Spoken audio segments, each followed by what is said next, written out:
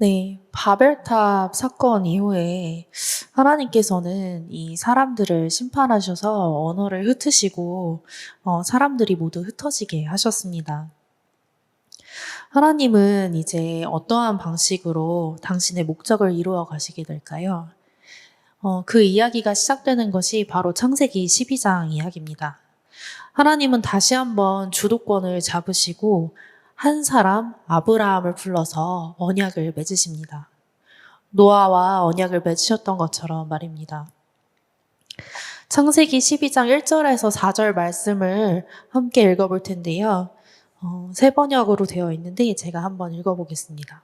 주님께서 아브라함에게 말씀하셨다. 너는 내가 살고 있는 땅과 내가 난 곳과 너의 아버지의 집을 떠나서 내가 보여주는 땅으로 가거라. 내가 너로 큰 민족이 되게 하고 너에게 복을 주어서 내가 크게 이름을 떨치게 하겠다. 너는 복의 근원이 될 것이다. 너를 축복하는 사람에게는 내가 복을 베풀고 너를 저주하는 사람에게는 내가 저주를 내릴 것이다. 땅에 사는 모든 민족이 너로 말미암아 복을 받을 것이다. 아브라함은 주님께서 말씀하신 대로 길을 떠났다. 롯도 그와 함께 길을 떠났다. 아브라함이 하란을 떠날 때에 나이는 75이었다. 하나님은 노아와 언약을 맺으셨듯이 아브라함과 언약을 맺으셨습니다. 우리가 읽었던 12장 1절에서 3절의 말씀이 바로 그 언약의 내용인데요. 이 언약의 내용을 살펴보면 하나님은 한 사람 아브라함을 축복하심으로 한 민족을 세우시고 이 민족을 통해서 창조 세계 전체를 축복하시겠다고 약속하고 계십니다. 이것은 자신의 힘으로 이 모든 것을 이루려고 했던 사람들의 방법과는 굉장히 다른 방법이고요. 하나님께서 이것들을 사람들이 원했던 바로 그것을 주시는데 그것을 주실 때에는 값없이 선물로 주고 계신다라는 것들을 우리는 살펴볼 수 있습니다. 이 지도를 보시면 아브라함이 떠났던 여정을 살펴볼 수 있습니다. 4절에서 말한 것처럼 아브라함이 하란을 떠날 때에 나이는 75이었다고 이야기하고 있습니다. 그는 그의 고향과 친척과 아버지의 집인 우르를 떠나서 약속하신 땅으로 여정을 떠나게 되는데요. 21세기인 우리에게도 다른 나라로 이민을 가서 살아가게 되는 삶은 사실 결정하기가 굉장히 어려운 삶인 것 같습니다. 하지만 아브라함은 지금 이 시대를 살아가는 우리보다 훨씬 더 어려운 결정을 내렸어야 했는데요. 우리가 느끼고 경험하게 되는 것보다 훨씬 더 길 수 있고 교통수단이 발달하지 않았기 때문이겠죠. 또 더 불확실한 여정으로 초대를 받았습니다.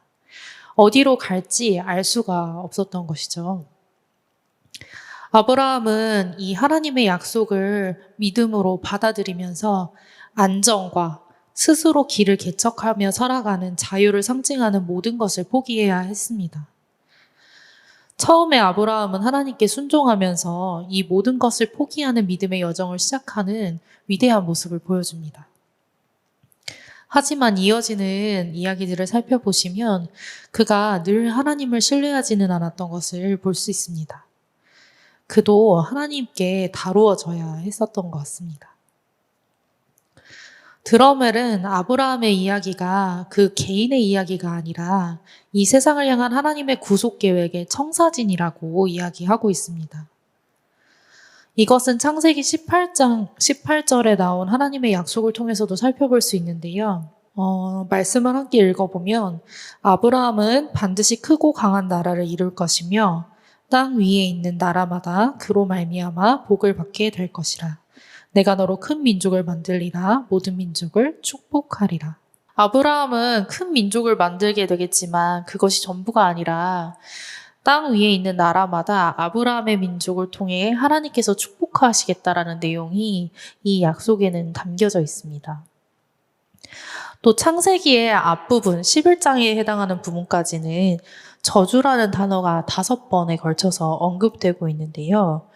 아브라함에게 주신 언약에서는 이 5번의 저주를 반대로 돌릴 5번의 축복이라는 단어가 언급되고 있습니다. 이것은 하나님께서 창조 세계에 대한 심판 결과를 역전시키기 위해 아브라함을 통해서 일하실 것이라는 것을 보여주는 내용이기도 합니다. 덤브렐은 이것을 두고 하나님이 아브라함에게 하신 약속은 창조 세계 전체를 더럽힌 죄에 대한 하나님의 해결책이다 라고 이야기하고 있습니다. 비슷하게 고든 웨남도 이렇듯 아브라함의 출현은 창세기 1에서 11장에서 시작된 문제들에 대한 해결책으로 보인다. 그를 통해 땅의 모든 민족이 복을 받을 것이다 라고 말하고 있습니다. 창세기에서는 아브라함과 하나님께서 언약을 맺으신 모습이 12장, 15장, 그리고 17장에서 그 약속이 확인되는 모습까지 보여지는데요.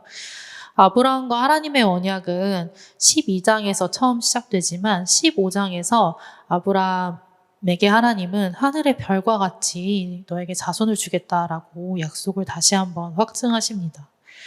또 창세기 17장에서는 이 약속에 대한 확인 그리고 표징으로 할례에 대해서 이야기를 하게 되고요. 아브라함과 그 후손들은 이 할례를 행하게 됩니다. 아브라함 언약의 이야기를 통해서 우리가 살펴볼 수 있는 것이 있습니다. 바로 사람들의 모습과 하나님 그리고 아브라함이 의미하는 것에 대해서 우리는 살펴볼 수 있는데요. 사람들은 창세기 3장에서 시작되었던 것처럼 끊임없이 자신들의 힘으로 무언가를 이루려고 애쓰고 있습니다. 우리의 안전도 우리의 행복도 우리가 다 취해야 할 것처럼 애쓰고 있죠. 하지만 하나님께서 우리에게 제시하시는 삶의 방식은 그분을 의지하며 그분을 신뢰하며 그분께 도움을 구하는 방식으로 살아갈 것을 이야기하고 있습니다. 아브라함은 이러한 모습을 다 담고 있는 한 사람인데요. 그는 믿음으로 하나님을 신뢰하며 하나님을 의지하는 삶을 선택해서 여정을 떠났습니다. 하지만 그도 역시 한계를 지닌 사람이었기 때문에 자율에 대한 갈망, 죄에 대한 갈망, 스스로 자신의 인생을 개척하고 싶은 이 죄성이 없는 사람은 아니었던 것 같아요.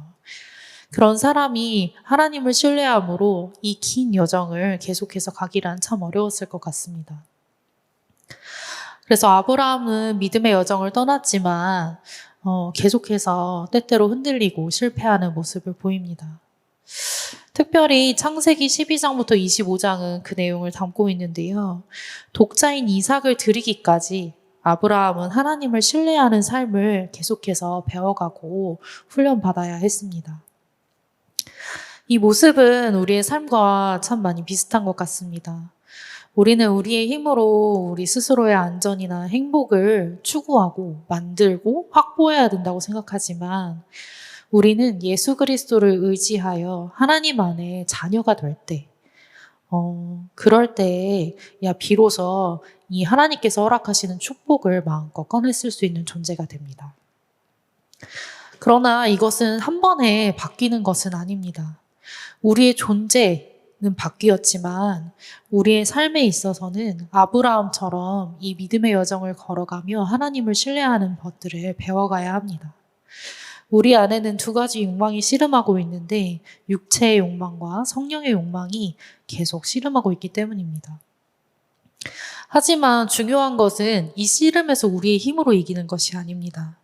바로 이 모든 씨름을 가능하게 하시는 분이 하나님이시며 또한 이 하나님께서 친히 우리의 인생을 인도하고 계시다라는 것들을 기억하는 것이 중요합니다. 하나님은 우리를 자녀로 삼아주셨을 뿐만 아니라 우리가 그분을 신뢰하는 삶을 살아갈 수 있도록 그래서 풍성한 삶에 이르기까지 예수를 닮아가는 사람에 이르기까지 우리를 빚어가실 것이기 때문입니다. 아브라함의 자손인 이삭, 야곱, 요셉은 하나님의 백성의 족장들이라고 할 수 있습니다. 우리는 하나님에 대한 익숙한 소개를 알고 있는데요. 바로 출애굽기에서 하나님이 자신을 소개하신 이 내용이죠.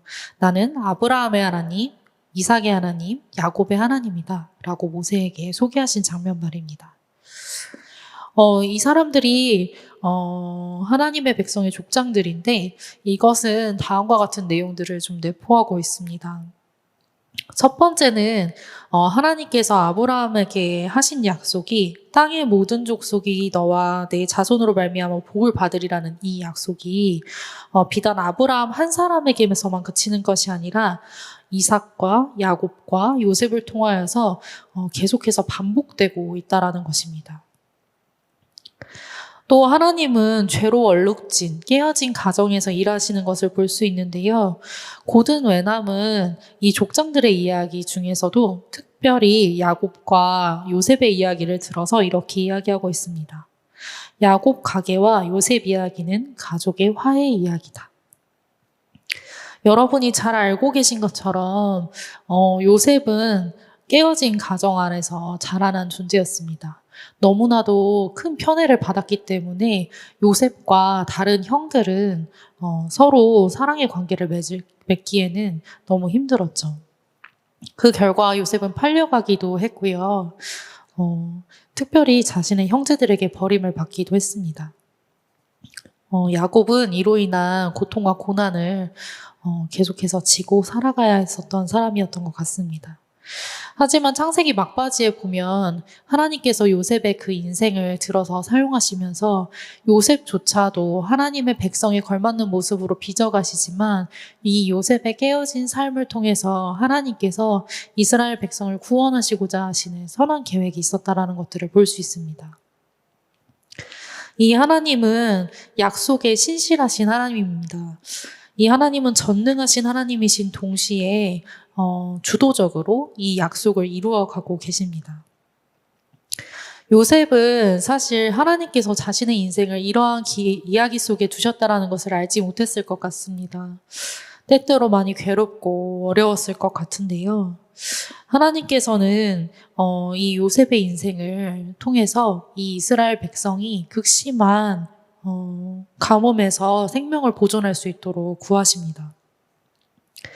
요셉은 놀랍게도 자신의 인생을 반추하면서 이 모든 것이 선하신 하나님의 계획 속에 있었던 일이라고 이야기하고 고백하고 있습니다. 창세기의 마지막 부분을 살펴보면 이집트에서부터 계속해서 하나님께서 일하고 계신 것들을 볼 수 있는데요. 하나님께서 특별히 약속하신 것들을 성실하게 이루고 계신 것들을 좀 부분적으로는 이 약속이 성취된 것들을 볼 수 있습니다. 창세기 47장 27절이나 출애굽기 1장 6절에서 7절을 보면 이스라엘 백성이 얼마나 많이 번성했고 후손이 많아졌는지에 대해서 살펴볼 수 있습니다. 하지만 여기에서 이 이야기가 끝나지는 않는데요. 하나님을 알지 못하는 새로운 왕이 일어난다라는 이야기로 출애굽기의 이야기들이 다시 시작되는 것들을 볼 수 있습니다.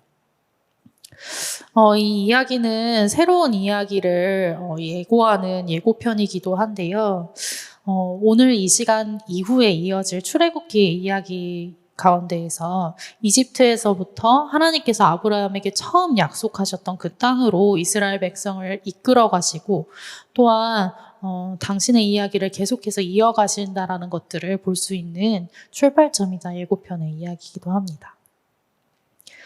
오늘은 창세기 말씀을 통해서 하나님께서 이스라엘 백성을 택하시고 특별히 아브라함을 통해 언약을 허락하시고 그 이후에 족장들을 통하여서도 이 언약을 신실하게 이루어가고 계시는 모습을 보았는데요. 다음 주에는 여전히 하나님께서 이스라엘을 택하시고 구속하시는 과정에 대해서 다룰 텐데 출애굽기로부터 시작되는 이야기들이 시작될 예정입니다. 그래서 집에서 이렇게 방송을 시청하고 계시다면 오늘 있었던 이 이야기들을 돌아보실 수 있도록 창세기를 한번 통독해 보시는 것들을 권면해 드립니다. 또 다음 이야기를 준비하시기 전에 출애굽기 부분은 한번 읽어보시면 이 이야기가 어떻게 흘러가고 계신지 흐름을 잡으실 수 있을 것 같아요. 네, 오늘도 창세기 이야기로 함께 해주셔서 감사합니다.